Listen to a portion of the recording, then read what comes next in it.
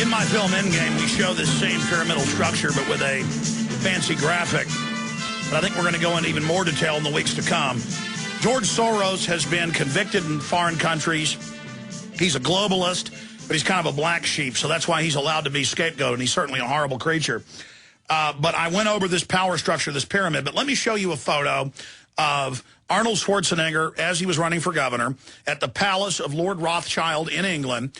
And so there on one side, you see Lord Rothschild with the two puppets. You've got, of course, the owner of Berkshire Hathaway, Warren Buffett there, who's a high-level puppet, but not in the top capstone. You've got Schwarzenegger, one of the minions that they were grooming. Okay, so there you see Lord Rothschild on the right-hand side of your TV screen with two of his minions. That's the pyramidal structure from top down. That's a microcosm. Let's go to another photo.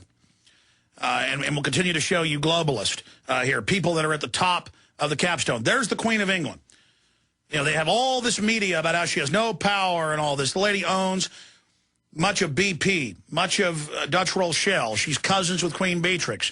She owns weapons manufacturers, you name it, just untold wealth. She makes Bill Gates look like a pauper. Sachs, Coburg, Gotha, they give you a brand name because 200 years ago, the British didn't like having German royalty ruling them, so they changed their name to the House of Windsor. Okay, let's go to another photograph. So that's top of the capstone. There's Queen Beatrix, probably as wealthy, but it's a state secret in the Netherlands, probably as wealthy. Her cousin, Sachs, Coburg, Gotha as well. Her Nazi daddy, Prince Bernhard, top eugenicist, founded the World Wildlife Fund. Now, that's a top globalist, the top of the pyramid, and the head person at the Bilderberg Group. Okay, let's continue looking at who actually runs things. There's David Rockefeller. He's been called the omnibudsman of the New World Order. He's written books admitting he wants world government and the end of U.S. sovereignty. Okay, that guy is in the upper reaches of the very top of the capstone. That's, you know, the main Rothschild agent in the U.S. There's David Rockefeller right there. And they've intermarried with the Rothschilds and others. Now, at the next strata below them, at the super gopher imperial legate level, that's kind of the Darth Vader to the emperor, even more high-powered than Henry Kissinger or somebody like Soros. There's the big new Brzezinski.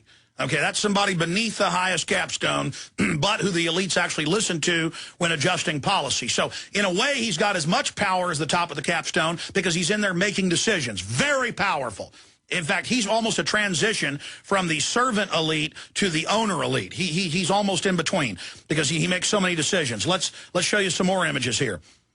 I mean, we could show these to you all day long. And this is how they control society. And they had thrown the globalists down. 1832, the British set up Skull and Bones. Then they set up CIA out of that. Then they developed these families like the Tafts and the Bushes and others to be risen up throughout the power structure. So there's a smattering of, you know, Paul Volcker and Ben Bernanke.